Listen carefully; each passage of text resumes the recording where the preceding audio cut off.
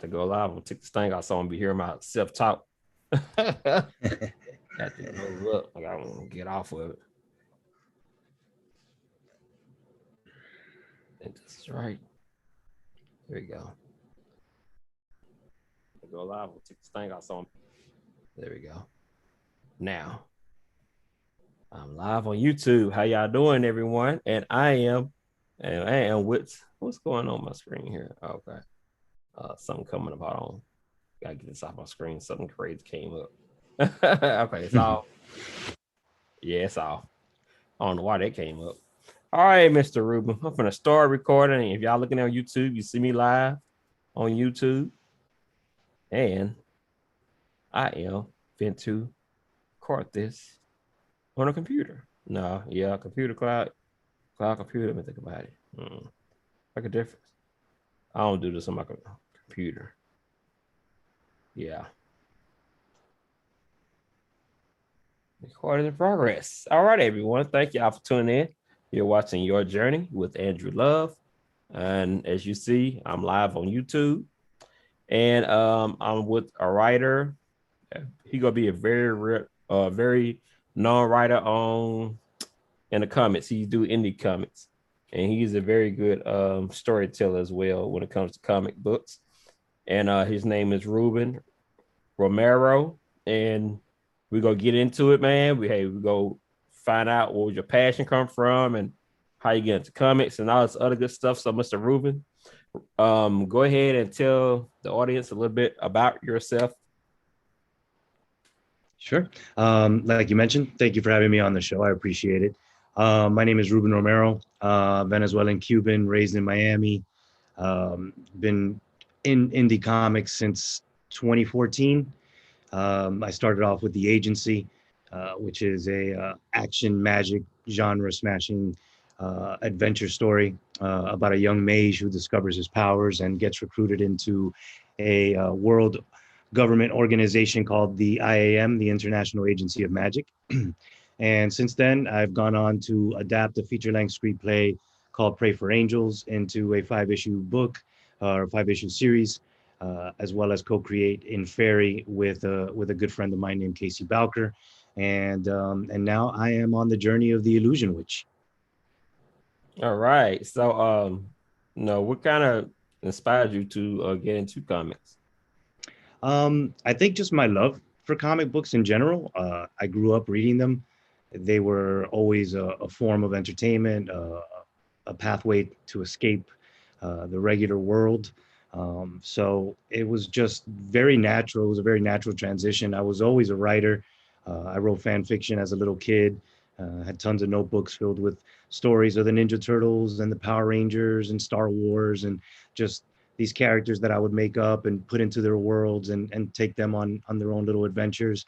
And that transitioned as I got older into just, devouring novels and books, as well as comics. And then I transitioned into music for a little while. And, that kind of springboarded me into screenplay writing. And I think it was just the fact of sitting down for a certain amount of time, weeks, months of writing, 80, 95, 105 page scripts, and never really being able to go out there and shoot them because again, I don't write like indie films. I write big tentpole action, stuff that requires a big budget and things like that. So it was almost like a wish unfulfilled, right? Like you see a part of it done, but you can't see the other part of it come to life because unfortunately, like I said, that requires a budget. And at the time, I didn't really know how to get representation. I didn't know what to do with the scripts. And I was just sitting at home one day, and me and my boy we were bored, and we were like, let's go to the comic book store. I was like, all right, let's go. And that trip led to me digging back into comics, and I started reading Robert Kirkman's The Walking Dead. And I'm a huge zombie nut. I've met George A. Romero, rest in peace. Um, and I was just a huge fan of just that genre. And I fell in love with the comic book and the way that Robert Kirkman told stories. And I was like, you know what?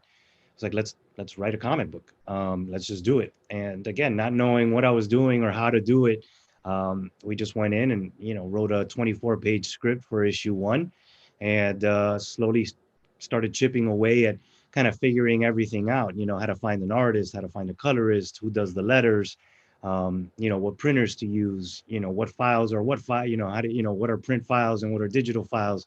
So it was just all a learning process, really. But really, what pushed me forward was just my love of creating.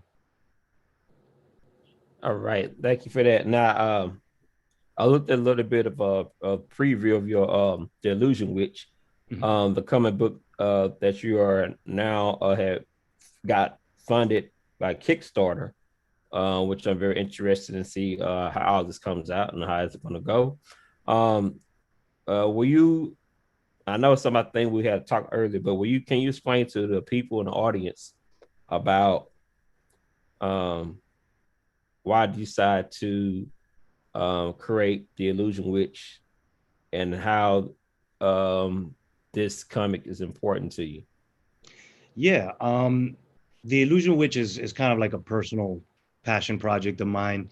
I lost my mom a few years ago, and the trauma of her death kind of reshaped my mental psyche and the way that I look at life.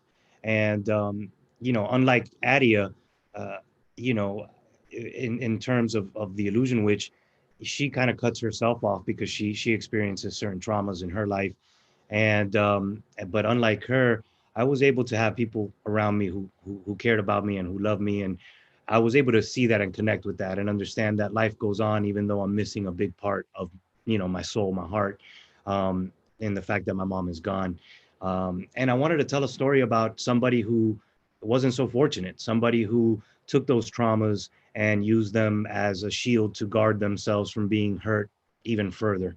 And I wanted to tell a story of somebody who learned how to put that shield down and accept the fact that you are going to be hurt in this life, and you are going to go through more trials and tribulations, and you're going to have more ups, more downs than ups sometimes, and sometimes it's going to be vice versa. But the important thing is that you remain connected and that you remain grounded and you remain faithful and understand that you have a journey and a role to play in this world.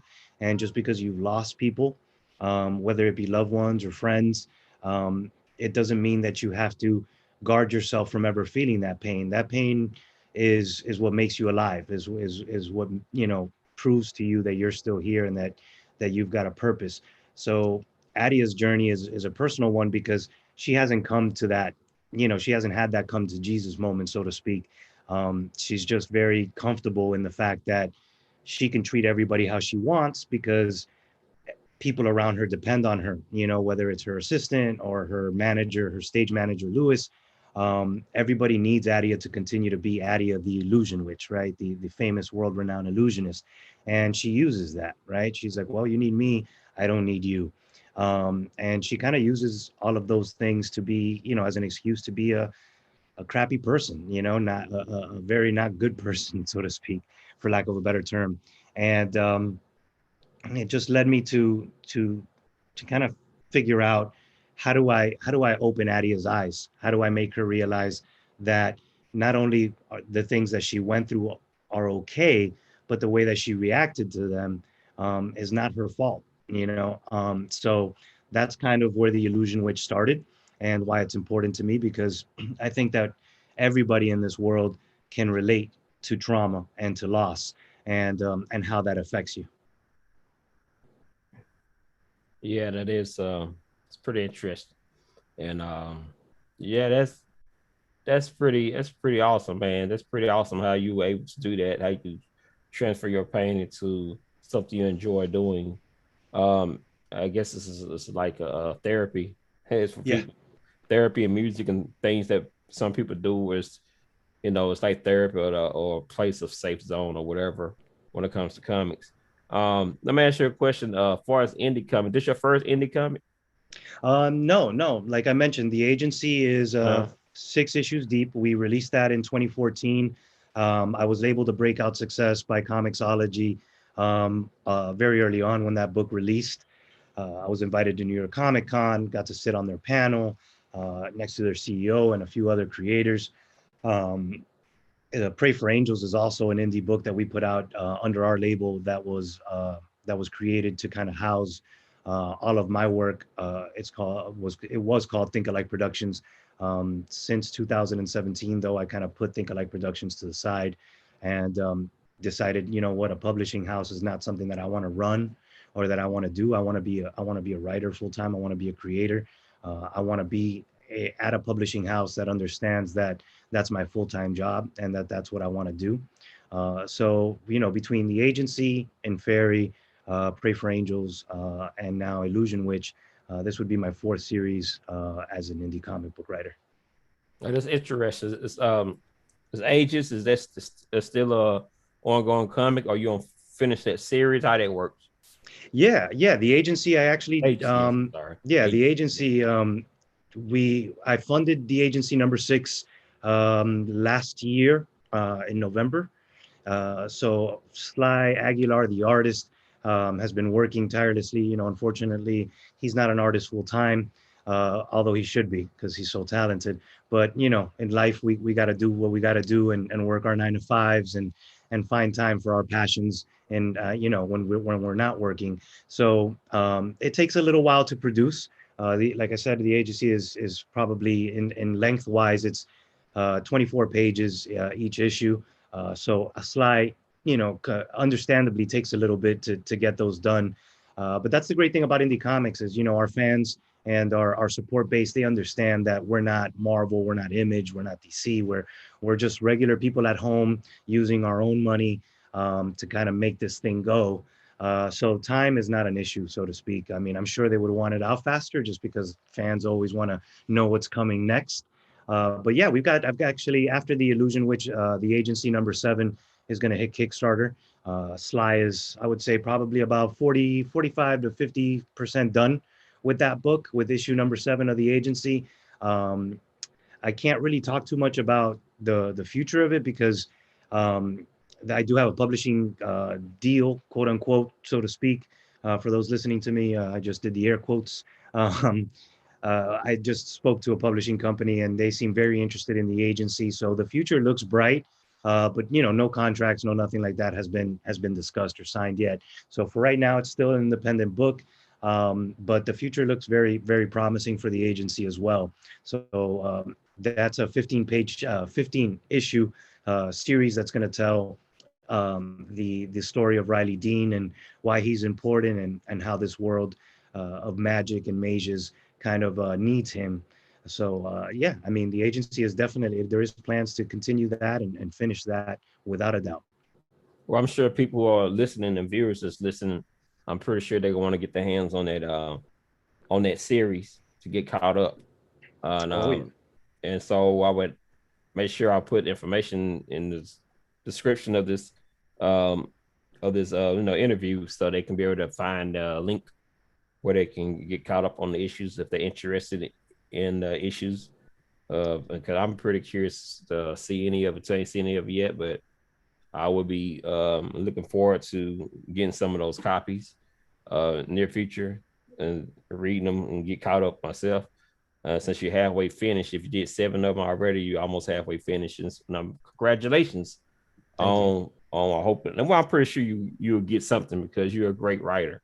Thank you. And you already established in that particular comic anyway. So I don't see why they wouldn't. But I hope everything goes your way, man. Pretty sure it will.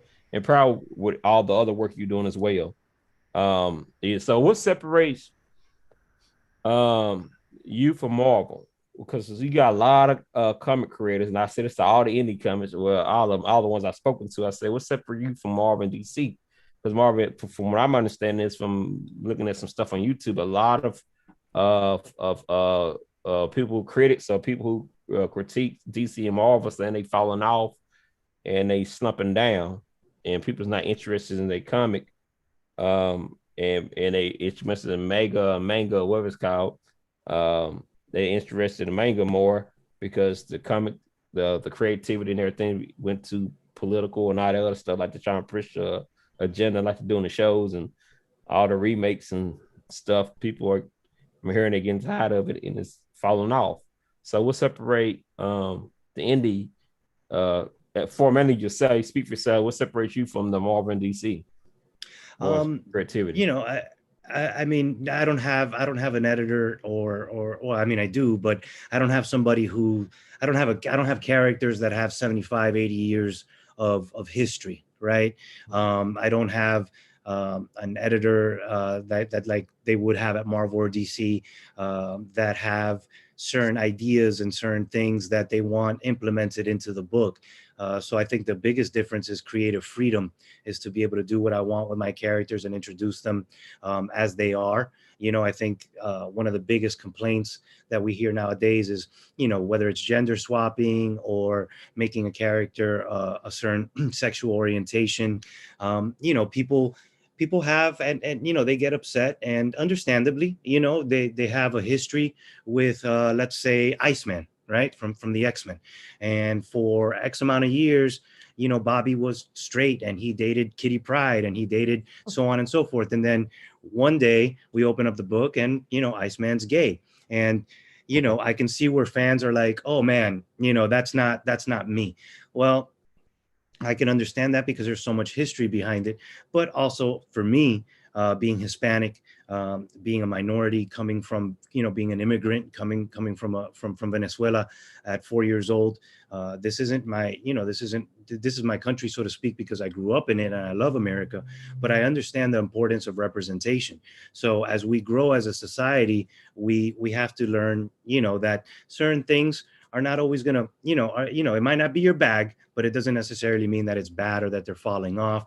They're looking to either A, placate, or B, really are now open-minded and saying, hey, you know what, these characters can be these kinds of people. They deserve to be seen in this light, so on and so forth.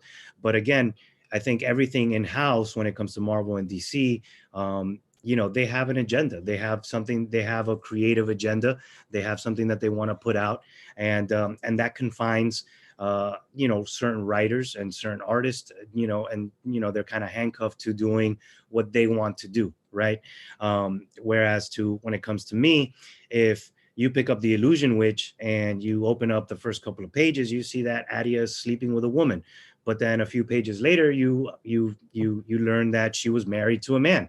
So you're learning that Adia is bisexual as you know, from the beginning, right? So you can't, there's no, I'm not, you know, I don't have 25 years of Adia and now all of a sudden I'm rebooting the character to being bisexual. So I think understandably you've got fans who fall on both sides, such as myself, who I think that was smart how you did that. I'm sorry, because I think that was smart how you do that, because I understand why people complain, because it's it's one thing to keep a character, to, you know, have characters that people know for 20 and 30 and 50 and 70 years. Then I'll say you want to change their sexuality all of a sudden after 30 years and 40. It is a little suspect, this, and people don't like that. It is a turn off, and it would be turn off to me too, because instead of just creating a whole new character with whole new ability, you know, abilities in their own lane, that would have been a little different. You know what I'm saying? right. So it is a little strange. And I mean, I know people can change, but you know, 30 and 40, 50 years, you just don't turn one way to another thing at 50 years later, you know what I'm saying? Unless you've been raped or something. But that is odd, and I understand why a lot of people are upset, because it's like they're trying to please everybody. And Right. you know, you know, and you losing the fans that you have built up after 20, 40, and 30 years. And I think that is kind of you know, messy to do it that way, and try to please anybody. You just need to create a new character. And for them to do that is let us know that their ability to be a creative as yourself is is not a lot. It's not that good, because it could have been create a whole new character, whole new, you know, whole new things for that genre. You know what I'm saying? And to do so. So I understand that. Like, if you want to do a series with, like, you know, maybe that person gonna stay the same, true to who they are throughout the series, just start a whole new you know, instead of just, I don't know. It's just strange, you know, because it is kind of strange to just switch up on the people you already have for 20, 30 years straight and try to make them something else. I understand why people are upset. I mean, you just stay true, just create some new um superhero characters. That's what they should do. Right. No, I mean, I agree. Like I said, I understand people. as a whole. I think, as a writer, you have to play in different psyches and understand how certain people would react and how they would move forward. So I think, when I'm analyzing the comics fan base, I understand both sides. I understand the importance of representation. I think it's important for young kids, and people, whether they're young or old, to be able to open up the pages of a book or turn on the TV and see somebody that looks and acts like them, right? Right. I think that is extremely important. One of the things that, I'll give an example: Lovecraft Country, right? You don't typically see African American people in that kind of genre, right? In that kind of show, right? So for me, I was blown away to see the genre flipping, whether it was horror or sci-fi or just plain up adventure. That show encapsulated, 75 years, 80 years of entertainment and different genres in one show, but with a whole African American cast. And again, now we're seeing it with The Harder They Fall, right, on Netflix, that Western movie that's coming out. So for me, I think it's important for all of us to be represented in every aspect of, in every light. But the flip side of that coin is, like you mentioned, people love their characters. People love Iceman. People love, Wolverine. People love Batman. People love Superman. And they have this certain iconography, right? And they see them in a certain way. So when the publisher comes in and says they are different now, that can lead to people being upset. So, and I think in this world right now, and in this internet fueled society that we live in, I think that sometimes it goes a little over the top. Sometimes it's not even a blip on the radar. So there's an extreme on both sides. But I think that as comic book lovers, we all have to understand that, the Godfather, Stan Lee, right? He always saw equality. He always preached, acceptance and love and all of those things. And even though maybe at the time when he started writing and creating Marvel, homosexuality and things like that were not accepted as openly as they are now in our generation, right? So it's a little bit of both. It's a little bit of placating, and it's a little bit of moving forward and understanding that representation is important. But, to circle back to to your original question, is what pulls me apart, or what stands me apart from those big house companies, is that I'm out here on my own. I'm doing it by myself at the beginning, and then I go to Kickstarter to look for my fan base and say, hey guys and girls, I've got A, B, and C going on, and hopefully you can, join me on this adventure. So, I don't have a money printing machine behind me like Marvel and DC does. And again, I don't have anybody telling me what to do and not do with my characters.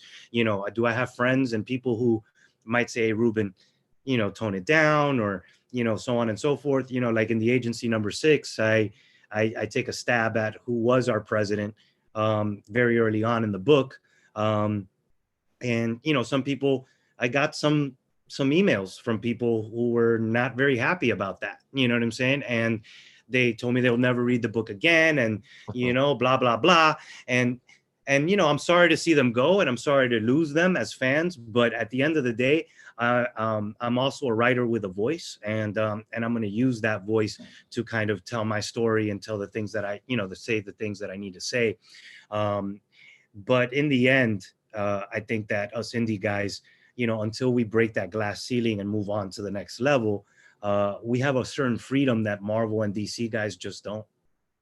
And I'm glad you have that freedom as well too. I think we all should have our opinions and things, but also, some things we may or may not agree with. But it's kind of sad now, because in life now, people don't agree with one thing, they just miss the whole thing, and it's sad how how emotional people get. You can separate with say you don't gotta like everything. You're not gonna agree with everybody and everything. A lot of movies I've seen that I didn't agree with some concepts of the movie, but overall the movie is pretty good. You know what I'm saying? But I'm not gonna throw the whole movie away. So I ain't watching them with it because I didn't agree on some simple issues. But when it comes to presidents and religion, people are very serious about that for some strange reason. Yeah, They're very serious about that. President it's like it's basically like a religion, Oh Democrat, yeah. Republican. But I think everybody have their own things. But I try not to be too critical on things based on the media as well, because a lot of stuff is media driven, and people pay attention to the media, and that the media shape their ideal of how they, mainly when it comes to presidents, officials, and entertainers. The ideals are shaped by the media and things Right. of that nature. And Right. so, you got to listen to both sides of the media. Media go tell you some half truth and half lies. No matter if you got Democrat, Republican, or whatever you want to be, religious. Somebody goes slight the other one regardless. Right. And so, yeah, I understand you express yourself in your comic, and I don't know if you ever probably do that again, not, but hey, it's just part of your life journey now. It is what it is. You can move on. Yeah, no, I mean, I'm never going to shy away from my personal thoughts, Right. right? And if it's organic, and it's something that fits the story, then I'm going to definitely use that use that platform to kind of give an opinion or tell you how I feel about a certain thing. But with the agency, it was needed. It was organic. It's not like I shoehorned it in. I always knew that we would come to a point in the agency where the country and the world at large would turn against Mages, and I needed a catalyst for that. And it just so happened a presidential assassination is a pretty good catalyst to turn people against another group of people.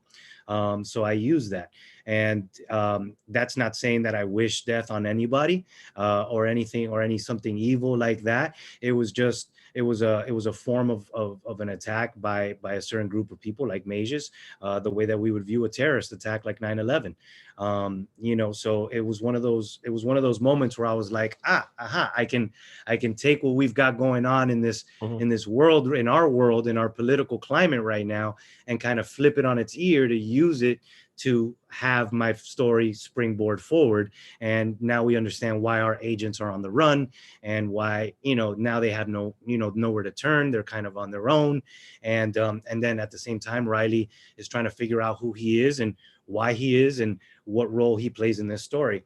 And for the most part, I got a lot of great feedback from issue 6. Like I said, I had a few people upset, but again, you can't please everybody, and you're not going to make everybody happy, so that, again, I try to understand that, like you just said, I don't throw a whole thing away.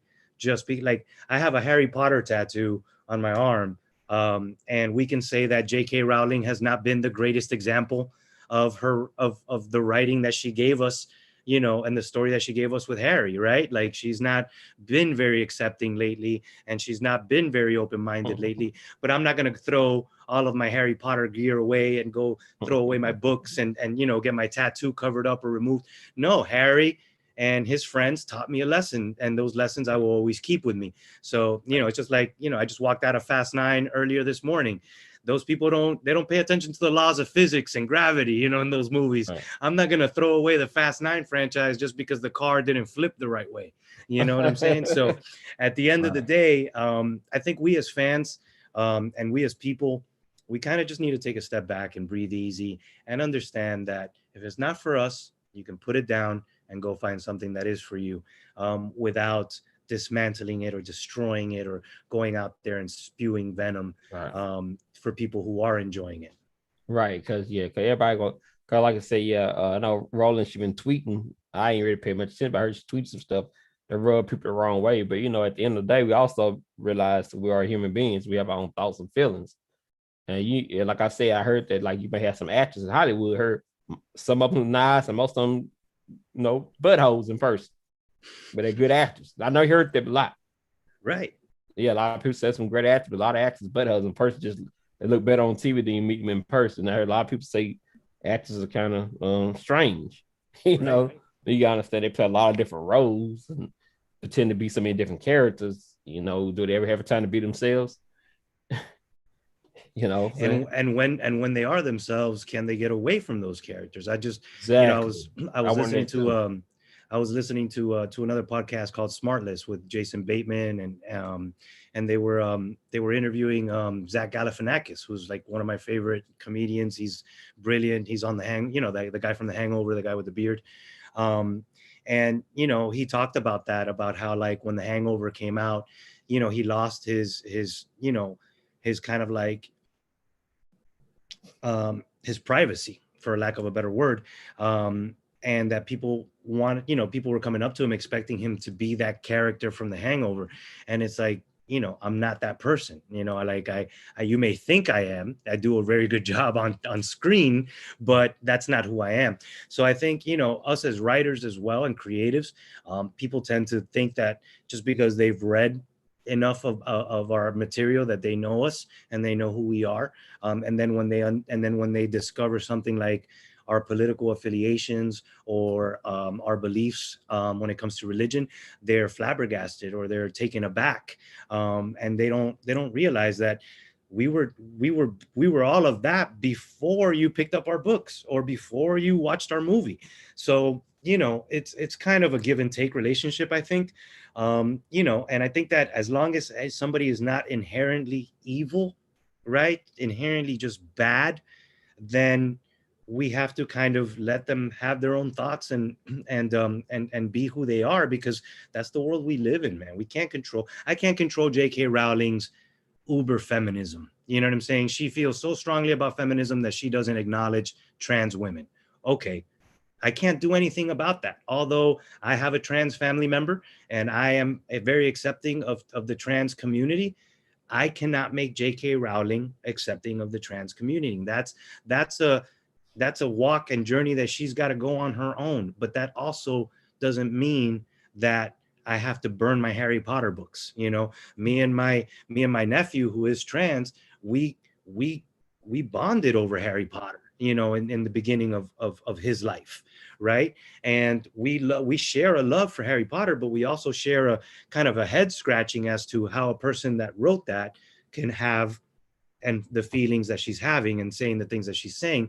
But again, I'm not going to get on Twitter and bag her. I'm not going to get on and burn her books. I'm going to let that be and enjoy my Harry Potter and my love for Harry Potter as we move forward, right? Just as you are with your Gryffindor shirt, and you and I'm sure, just like I've seen thousands of people in Harry Potter world who love that franchise still. We're not going to let her ruin that. Just like if George Lucas came out tomorrow and said, hey guys, I'm gay. Okay, cool. No problem. I'm not going to stop loving Star Wars. You know what I'm saying? Like, it just is what it is. And I'm sure we'll have a whole swath of people who will be burning their Star Wars gear.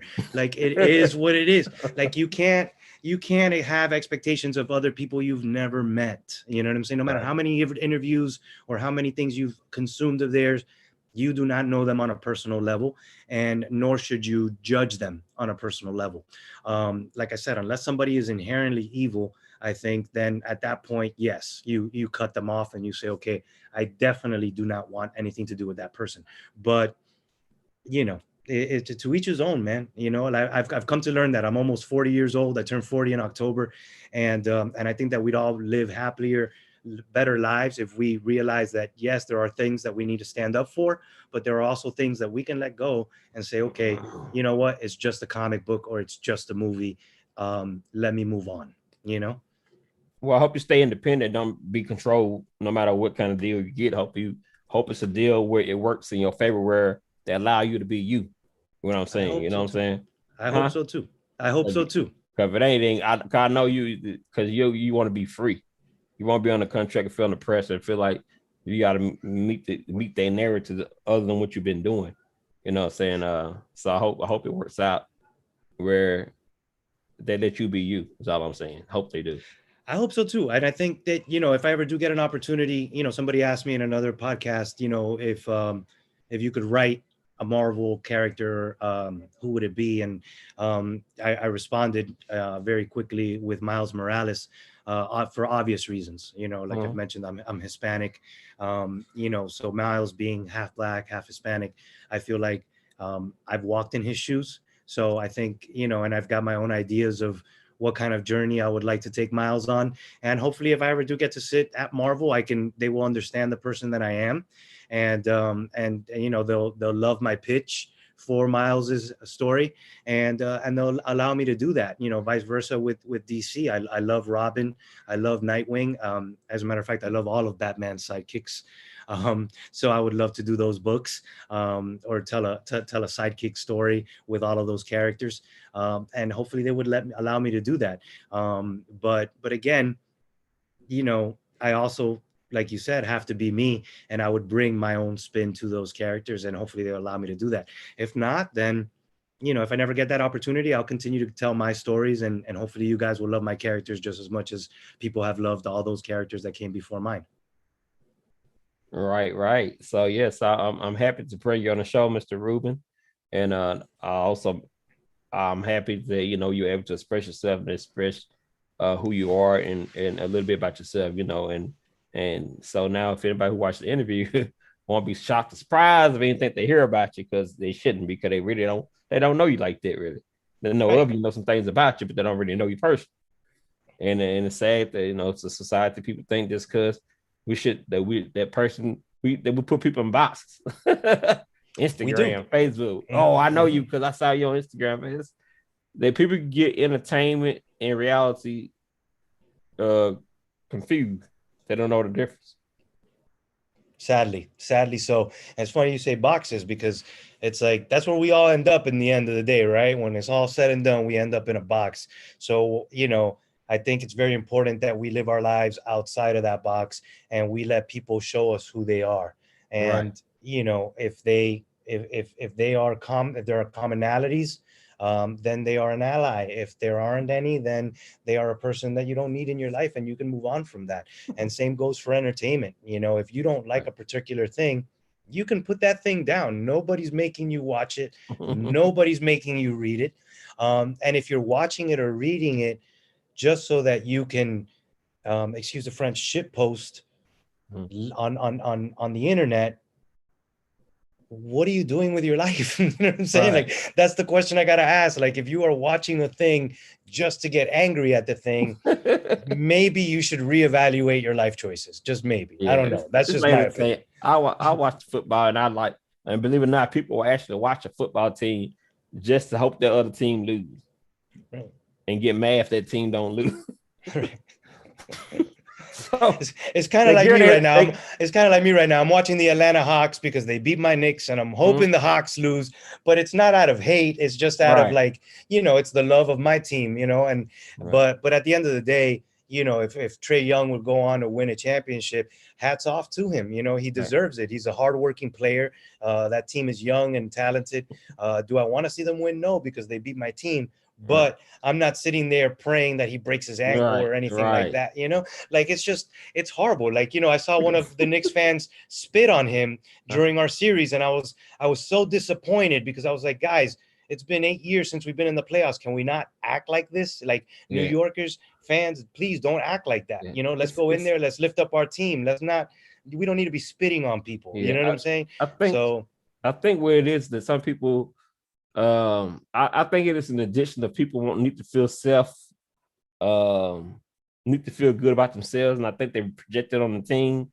And if their team win, they feel good. If their team lose, they feel bad. And really should feel good or bad, not like that, not to the point where you should be getting mad at the world and cussing people out, because you got low self-esteem if you're doing that nonsense. So I think a lot of people get caught up on the team because they put their, I guess the team make them feel like they somebody special or something. I don't know.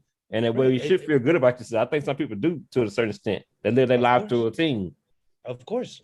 That's why you know, when the team wins, they, you know, you always hear fans say, "Oh, we won." Right. You sitting on the couch. we didn't win.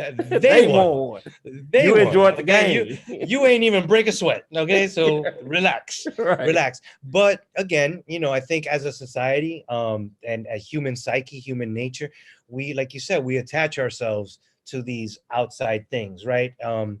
You know, it's the same thing with fandoms. You know, when people, so I'm a huge, just fanatic Star Wars fan, and some would say this this latest trilogy, not my Star Wars. It wasn't your Star Wars. It was never yours.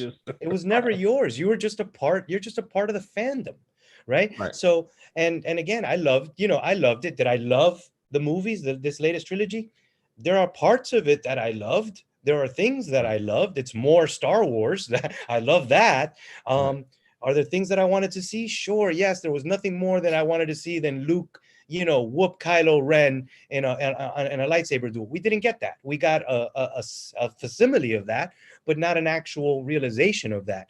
And there were certain, Rey, blah, blah, blah. There's so many things that we can go on and on about that trilogy. There was just so much poison on the internet that you had actors, POC actors, Boyega, I think her last name is Tran. I can't remember her first name. The girl who played Rose. They had to delete their Twitters because people were being vile. And it's like, what is that? Why do that? Like, for me, the only time you see me, and again, you'll say, oh man, Ruben's a jerk, is on Twitter. But it's because I'm talking to politicians, right? Like I'm tweeting at politicians, telling them that they're failing at their job, right? So for me, whether I do that in a nice way or in a bad way, to me, I'm talking to a human being that should know better.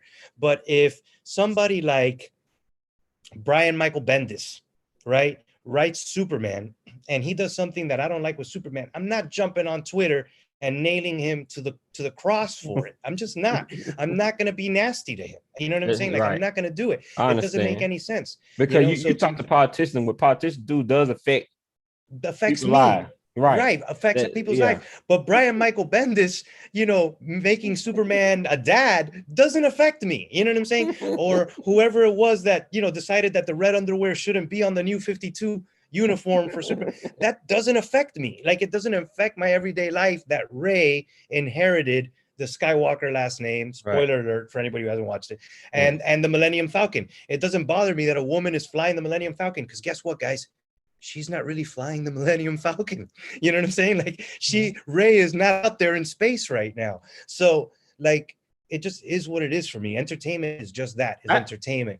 That's one thing I always liked that never felt off. Went for years, and that was Star Trek. Mm-hmm. I like Deep Space Nine, all of them, the Forge, I liked all of them. Right. And what I liked about Star Trek is, even though they had what I did about Star Trek is they was well rounded with gender, with people. They had women captain, men captain, different races. I mean, Chinese, Mexican, blacks, and they did good with it. Mm-hmm. But then they had to change. They had to change the character that was already who it was. There was new leaders, new Star Trek, and Star Trek to me was very well rounded when it comes to the people. Even since the beginning, they had black, Chinese, white. They catered to everybody, and they ain't fall off one bit. And I thought that was very exciting how they got all those different. Because see, like most science fiction and future series, you don't see African American or China. You don't see minorities. You just face it. We minorities lacking in sci-fi, especially black people and Hispanic. We lack. Yeah, they all white. Star Trek was the only one that I gave props to include different nationalities in the future. Great. That's why I love Lovecraft Country again, and I can't say enough good things about that show, because it's just one of those things where I would have to assume that African Americans have read for roles like that their whole lives, and we've just never seen it. We never saw it on the screen or on television, and for the show to come out and do what it did and tell the stories that it blew me away. Right. And again, I think that's where we go back to that whole representation matters, right? So, but it's not like they went out and did, a reboot of like Indiana Jones and then made Indiana Jones black, right? And made his girlfriend black. That's crazy. And no, we're not doing that. We're creating a whole other thing, right? So again, to me, like you said, it shows a lack of creativity in one sense, right? But then you've got a company with a stable of characters, and they're like, okay, if we make this one black or if we make this one bisexual, it's not going to be a big deal. But then it ruffles people's feathers, Right. But again, all in Yeah. all, I think we've come to a place where we understand that representation matters, and I think that Right. that's the most And important part. and from my understanding, from looking at a lot of different YouTube things, they say indie creators have a big opportunity to turn things around. And I agree, because Marvel and DC is falling in the hole. They're not being creative and have new ideas. And they're trying to push a certain pure correct agenda people ain't liking. They think that's what people want because they ain't out there. I guess when you so high in the place you stuck your. I think sometimes they stick themselves inside of a box. They just have an idea. This is what people go keep liking. Where we put out there, people gonna like it because we Marvel, we DC. But people waking up now, we ain't gonna like you because we Marvel DC. That's not why we like you. We like you because of creativity. And as you can see in the Marvel movies and stuff, like DC, Snyder doing a good job with DC. They need to keep him doing the Justice League. He did good. He brought him back to life, revived him. Because all the other, and I like Batman, but some of the other Batmans, when they try to make Batman pretty boys and all this stuff, they was falling off. It was taken away from the comic. But they Snyder saving them up. But you don't just throw away Batman because somebody made a bad episode. But I'm just saying, if DC and Marvel continue to not be more creative like most of the movies, not entertain everybody remaking and just change the titles and remaking everybody. Hey, it's the same movie song, so they just change. You know what I'm saying? It's the same. People want to see something new. Don't want to see copycat stealing stuff and to put in a different title. That's it. Because if you watch that, you already seen another movie had the same stuff. You don't want to watch the same movie, like watch the same movie over and over again. And people getting tired of that. So, and that's how most movies are. They can movies from other movies, and people figure it out when they watch. They haven't seen this before. Maybe a different character, different title, and people not want to hear that no more. Right. And I think with indies, they got opportunities because people in indies, they got all kinds of crazy, variety. Because some I think crazy and strange, but they got an audience. There's an audience for everybody indie coming. I don't care if you think the comic crap, somebody thinking it's great. Now I noticed that on Kickstarter. No offense on Kickstarter, some strange stuff. See, one guy came, he said, my best friend is a superhero, right? And I don't know if you look it up, and I looked at it and said, I don't know if I'm getting this. I mean, I understand, but it kind of rub people the wrong way a little bit. He's a white guy, right? And his best friend's superhero is a big, black, strong superhero guy. And even we heard that before. A white person, it's like saying I'm not racist. I got a black friend, and that's how it kind of, I don't think that's what he was saying, but in the minds of people, it rub people the wrong way. A white guy saying my best friend is a superhero, and the big superhero is a black man. So I didn't know. I didn't get into that. I just couldn't vibe with it. You know what I'm saying? I mean, I understand where it's coming from, but I couldn't vibe with it like that. You know what I'm saying? Because it was kind of cliche. You know what I'm saying? Yeah, no, it's a chance that all of us indie creators take. It did successful on Kickstarter, but I'm just saying. Yeah. It's different strokes for different folks. Exactly. It wasn't for me. I honestly I couldn't see too many black people buying that comic book. No people African American or anything. I remember a lot of white artists. Maybe it might have been, no offense. Maybe some black people. I don't know, but probably majority of the artists probably white and they can vibe with it, and maybe they can understand. I mean, I can understand what it was portraying at at the same time. Right. You know what I'm saying? But I don't know. But don't get me wrong, there is a market for minorities.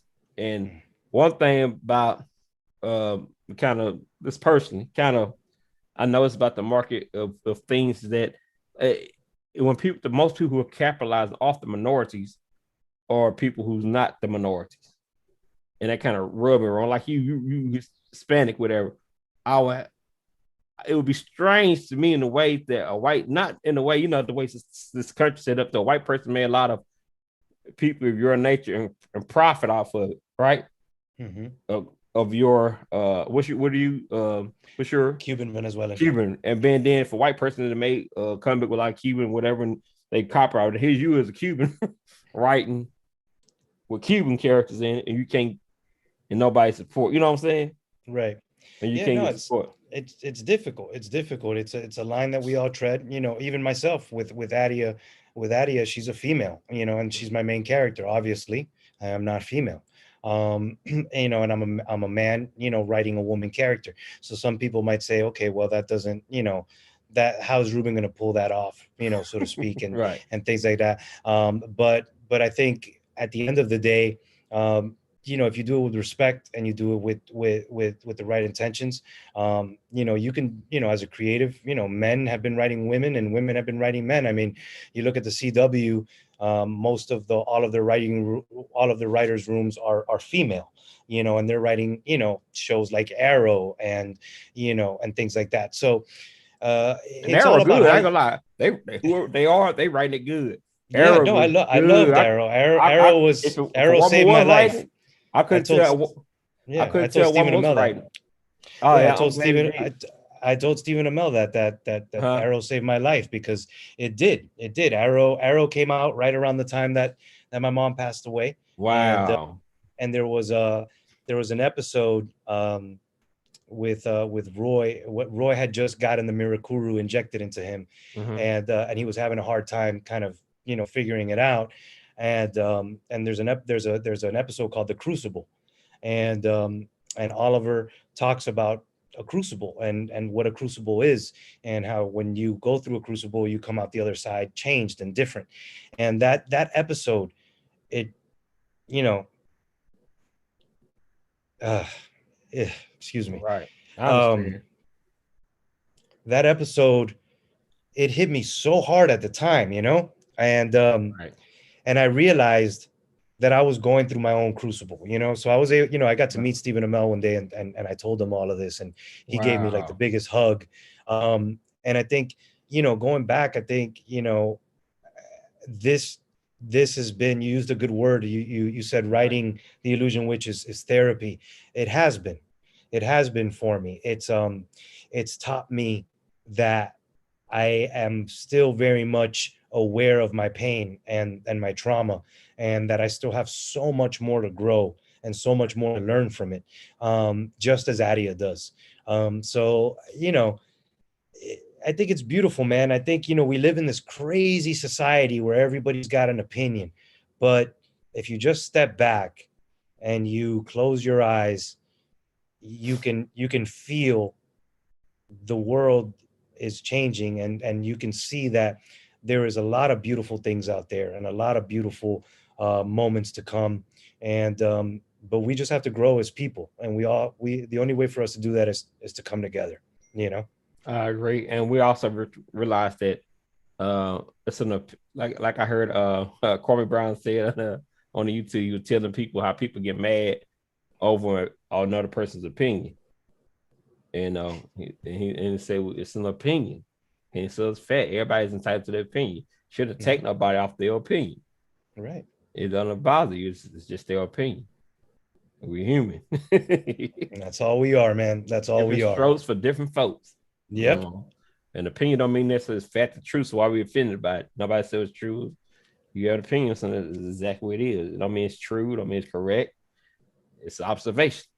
It's strange. Put it. Yeah, Yes, sir. Mr. Ruben, I'm so happy that you're finding yourself through your comics, and that you are doing something with passion, and also order to use your passion to to purge yourself of the pain and things, and I'm sure it's a process. Like it is a comic book, it's a process. Nothing comes easy. It's one step at a time. So I also thank you for taking this time to allow me to interview you, Mr. Ruben, and everybody need to check out The Illusion Witch. And how can people get their hands on the other comics that you created? Agency, how can they get their hands on Agency? Okay, so the Agency right now is available on an independent comic book website called Spinwiz Comics. So that is it's similar to Comixology, which, if you're familiar with digital comics, Comixology, does everything from Marvel to DC to independents. But Spinwiz Comics is an all digital platform for just independent creators. So you're not going to go on there and find Marvel or DC books. You're only going to find independent creator books. So if you love indie books and you love to support indie creators, please go check out Spinwiz Comics, because excuse me, it is a wonderful platform, and it's only growing. They're adding merch. They're doing so much great stuff. And soon, I think we're going to be able to actually offer physical copies, prints on demand to people who enjoy the books. So you can go on to Spinwiz Comics and find the agency. You can follow me on Instagram or Twitter at Ruben the Writer. And if you reach out to me like Andrew had, Andrew did, we developed a friendship through DMs, so to speak. So I'm not, I am not by any stretch of the imagination a hard person to approach. You can shoot me a DM, and if I've got copies on hand, I accept PayPal. I'll ship them to you. If I've got some extra things like stickers and things like that, I will throw them in. I love to meet fans. I love to talk to people who enjoy comics and who enjoy the journey. So please, by all means, you can find me on Facebook as Ruben Romero, either on my regular page or my writer's page. Both are under the name Ruben Romero. And again, my Twitter handle is at Ruben the Writer, and you can find me on Instagram as Ruben the Writer. Yes, right. Thank you, Ruben. Also, send me the link so I can post in the description box when people find us on. If you're watching this live on YouTube, well, you probably are. If you're not, you're probably watching it recorded, pre-recorded. So you would look in the description. I will post those links. What's called send me the links so I can put them on there so people can click on and go to your comics. I definitely will. And I will get your Twitter and your Instagram post in the description as well, where people can reach out to you.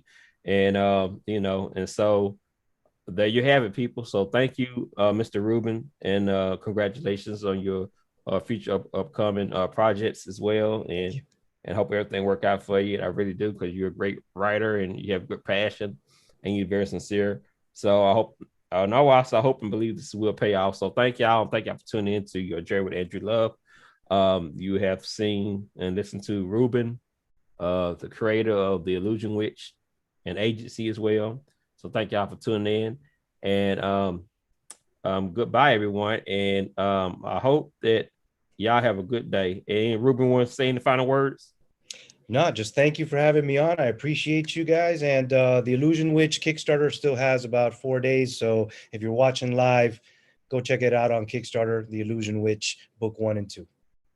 All right. And so there you have it.